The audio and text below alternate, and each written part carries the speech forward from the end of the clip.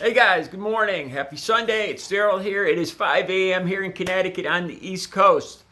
All right, in another video, I talked about in high school, growing up, going to school, learning about past civilizations, great democracies, great civilizations in our past, like Rome, Greece, and the Aztecs, the Mayas, Pueblos, and how all these great civilizations ceased to exist. And I started thinking about that in America. And back then, 30 years ago, I couldn't fathom how this could happen to America. 30 years ago, I was like, what could we possibly do to take ourselves down from the inside? Not talking about an outside threat, but these civilizations seem to have collapsed from the inside. And 30 years ago, I couldn't fathom how America could ever get to that point. We have to be an exception. We have to be the golden experiment. The real deal. Here we are, and like I've talked about, especially just.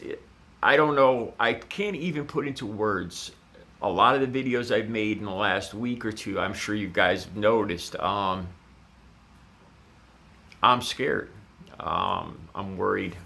Anxiety.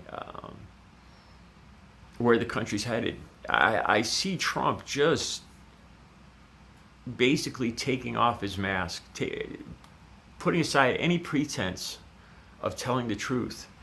I'm going to talk about this more again in another video about him saying, don't believe your eyes and your ears. We're loved and respected throughout the world. He said this again on the 7th.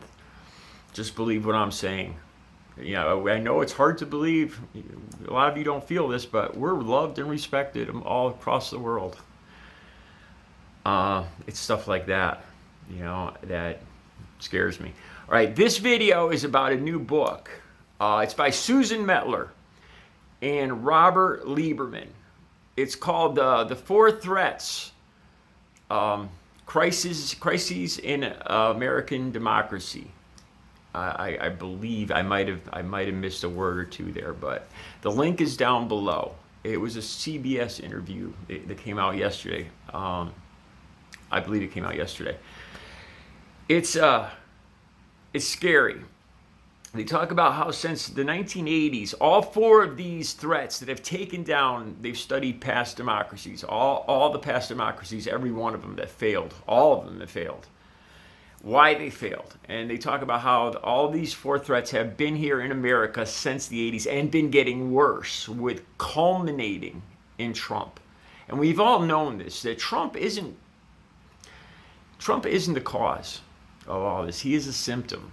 It's almost hard for me to say that with the mayhem and rhetoric and untruthfulness that he demonstrates every day. It's hard for me not to say that he's a cause, but he's not.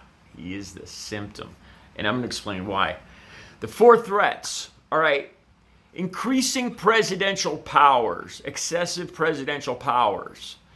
We now have a president that is doing things that no other president ever dreamed of doing in American democracy. Never even would have dreamed of doing the stuff he's doing. That's pretty much approaching, that is authoritarianism, dictatorship.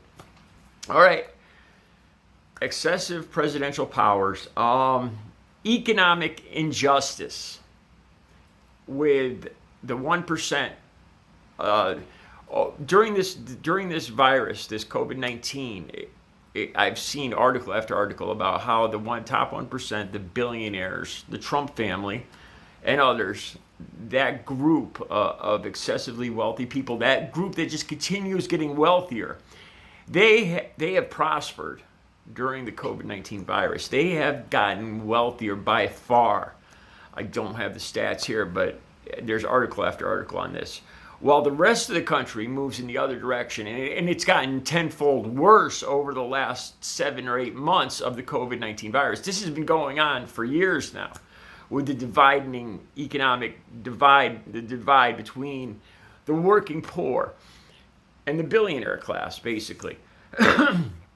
This creates instability. It creates, you know what it creates. We're seeing it.